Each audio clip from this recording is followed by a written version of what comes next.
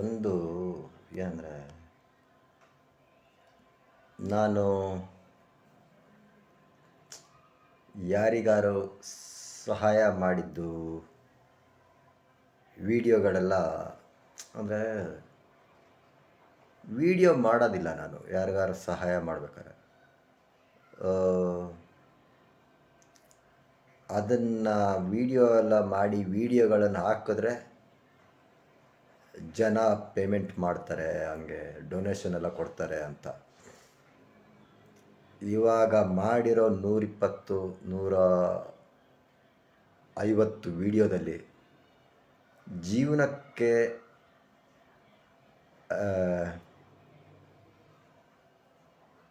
ಏನಂತೀರ, ಒಂದು ನಿಮ್ಮ ಹೊಸ ಒಂದು ಯೋಚನೆ ಮಾಡೋಕ್ಕೆ ನಿಮಗೆ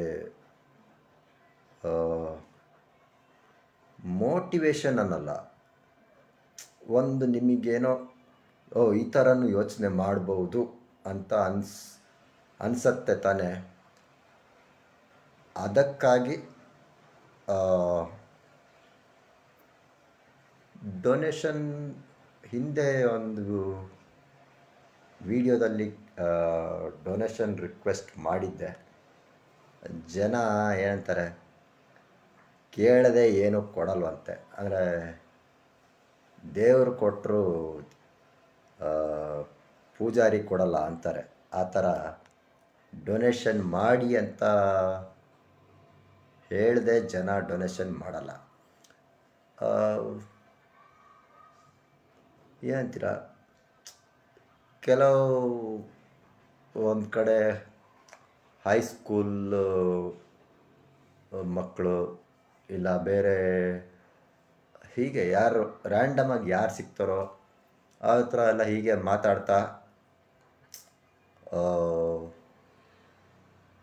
ಒಂದು ಏನಂತಾರೆ, ಆ್ಯಂಗರ್ ಮ್ಯಾನೇಜ್ಮೆಂಟು, ಸ್ಟ್ರೆಸ್ ಮ್ಯಾನೇಜ್ಮೆಂಟು ಅದ್ರ ಬಗ್ಗೆ ಹೇಳ್ತೀನಿ.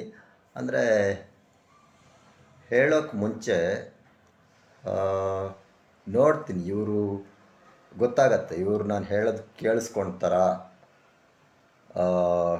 ಕೇಳಿಸ್ಕೊಂಡು ಎಷ್ಟು ಅರ್ಥ ಮಾಡ್ಕೊಳ್ತಾರೆ ಅಂತ ಗೊತ್ತಾಗತ್ತೆ.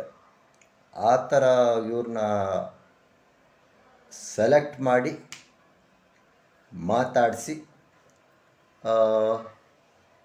ಆಮೇಲೆ ನಾನೊಂದು 5-10 ನಿಮಿಷ ಮಾತಾಡ್ತೀನಿ, ಅವರೊಂದು ಅರ್ಧ ಗಂಟೆ ಮಾತಾಡ್ತಾರೆ ನನ್ನ ಜೊತೆ.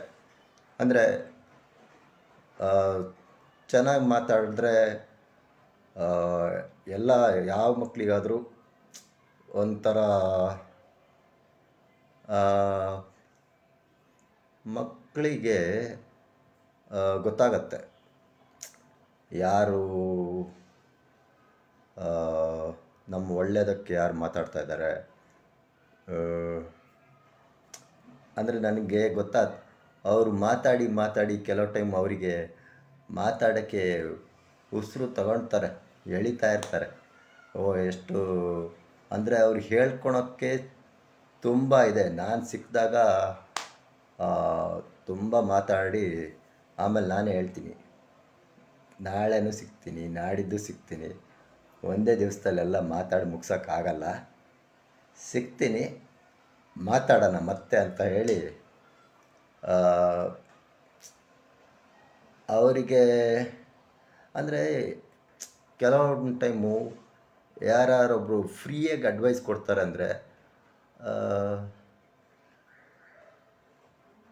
ದೊಡ್ಡವರು ಸೀರಿಯಸ್ ಆಗಿ ತಗೊಳಲ್ಲ.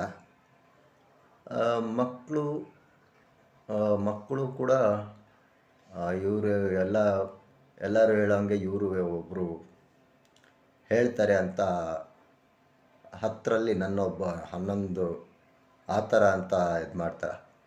ಹಾಗಾಗಿ ಎಲ್ಲ ಮಕ್ಕಳಿಗೂ ಹೇಳಕ್ಕೆ ಹೋಗಲ್ಲ ನಾನು.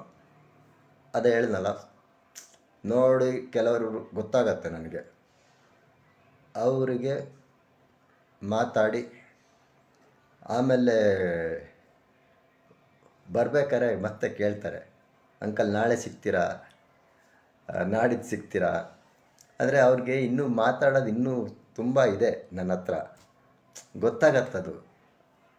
ನಾನು ಅವರ ಒಂದು ಆ, ಯೋಚನಾ ಮಟ್ಟಕ್ಕೆ ಇಳಿದು ನಾನು ಅವ್ರ ಜೊತೆ ಮಾತಾಡ್ತೀನಿ.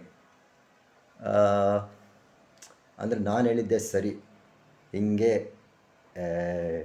ಇರಬೇಕು, ಇದು ಹಿಂಗೆ ಮಾಡಬೇಕು, ಆ ಥರ ಏನು ಹೇಳೋದಿಲ್ಲ.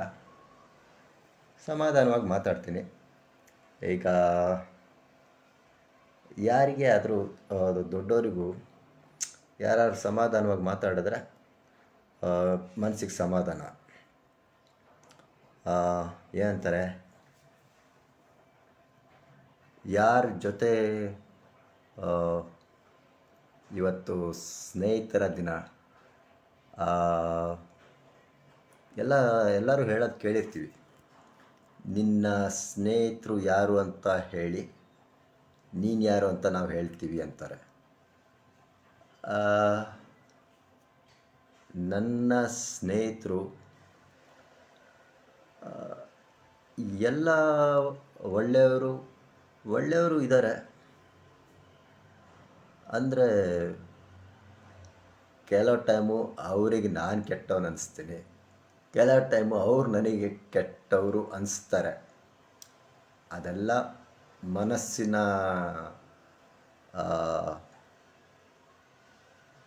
ಗೊಂದಲಗಳು. ಕೆಲವರು ಸ್ಟಾರ್ಟಿಂಗಿಂದನೇ ಒಳ್ಳೆ ಫ್ರೆಂಡ್ಶಿಪ್ಪು ಬೆಳೆಸ್ಕೊಂಡಿದ್ದೀನಿ ನಾನು. ಅಂದರೆ ಒಂದು 2-3 ವಾರ ಇಲ್ಲ 1-2 ತಿಂಗಳಲ್ಲೇ ನಾವು ಎಲ್ಲ ಥರ ವಿಚಾರಗಳನ್ನು ಮಾತಾಡ್ತೀವಿ. ನಾವು ಒಳ್ಳೆಯ ವಿಚಾರಗಳು ಮಾತಾಡ್ತೀವಿ, ಬೇಡದೇ ಇರೋ ವಿಚಾರಗಳು ಅಂದರೆ ಗಾಸಿಪ್ಪು ಅದು ಇದು. ಫ್ರೆಂಡ್ಶಿಪ್ ಅಂದಮೇಲೆ ಎಲ್ಲದೂ ಇರಬೇಕಲ್ಲ, ಮಸಾಲ ಥರ. ಸೊ ನಾನು ಯೋಗ, ಆಧ್ಯಾತ್ಮ ಅದು ಅಂದರೆ ತೆಗೆಲೆ ನಿಂದು ಅಂತಾರೆ. ಸೊ ಎಲ್ಲರಿಗೂ ಯೋಗದಲ್ಲಿ ಆಸಕ್ತಿ ಇರಲ್ಲ. ಆದರೆ ಆಸಕ್ತಿ ಇರೋರು ಸ್ವಲ್ಪ ಜಾಸ್ತಿ ಇಂಟ್ರೆಸ್ಟ್ ಕೊಟ್ಟು ಕೇಳಿಸ್ಕೊಳ್ತಾರೆ.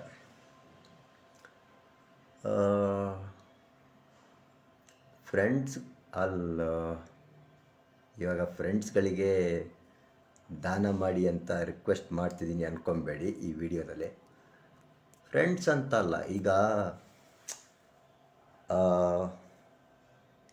4,000 ಜನ ನಾನು ಯಾರಿಗೂ 10 ರೂಪಾಯಿ ಕೊಟ್ಟಿಲ್ಲ. ನನ್ನ ಒಂದು ಕಂಟೆಂಟ್ ಇಷ್ಟ ಆಗಿ ಫಾಲೋ ಮಾಡ್ತಾ ಇದ್ದಾರೆ ಜನ. ಇಷ್ಟ ಆಗೋದು ಏನಕ್ಕೆ ಇಷ್ಟ ಆಗತ್ತೆ ಅಂತ ಅವರು ಒಂದಷ್ಟು ಹುಡುಕಿರ್ತಾರೆ ಆನ್ಲೈನಲ್ಲಿ. ಯಾರು ನಮಗೆ ಅರ್ಥ ಆಗೋ ರೀತಿ ಯಾರು ಹೇಳ್ತಾರೆ, ಅವ್ರ ಮಾತು ಸ್ವಲ್ಪ ಕೇಳೋಣ, ಮನಸ್ಸಿಗೆ ಸಮಾಧಾನ ಆಗತ್ತೆ ಅಂತ. ಕೆಲವರಿಗೆ ನನ್ನ ಮಾತು ಕೇಳಿ ಸಮಾಧಾನ ಆಗತ್ತೆ, ಕೆಲವರಿಗೆ ಆಗಲ್ಲ. ಸೊ ಇನ್ನೊಂದೇನು ಅಂದರೆ, ಎಲ್ಲರೂ ವೀಡಿಯೋದಲ್ಲಿ ಬರೋಕ್ಕೆ ಇಷ್ಟಪಡಲ್ಲ. ನಾನೇ ಲೈವ್ ಬಂದು ವೀಡಿಯೋ ಮಾಡಬೇಕು ಅಂತ ಎಷ್ಟು ಒಂದು 7-8 ತಿಂಗಳು ಮುಂದೆ ಆಗ್ತಾ ಬಂದು, ಆಮೇಲೆ ಈಗ 3 ತಿಂಗಳ ಹಿಂದೆ ಶುರು ಮಾಡಿರೋದು. ಸೊ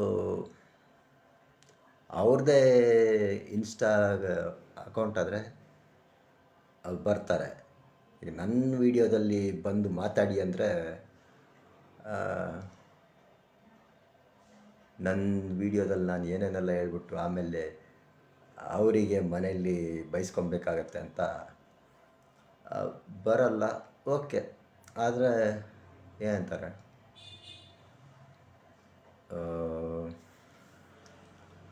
ಫಿಲಾಸಫಿ ಮಾತಾಡೋರು ಜಾಸ್ತಿ ಟೈಮು ಒಬ್ಬರೇ ಕಾಲ ಕಳಿಬೇಕಾಗತ್ತೆ. ಒಬ್ಬರೇ ಅಲ್ಲ, ನಮ್ಮ ಕೊಚ್ಚುಕು ಗೆಳೆಯ ಮನಸ್ಸು ಜೊತೆಗೇ ಇರ್ತಾನೆ. ಮನಸ್ಸು ನನ್ನ best friend. Happy friendship day. ಎಲ್ಲರಿಗೂ ಸ್ನೇಹಿತರ ದಿನದ ಶುಭಾಶಯಗಳು.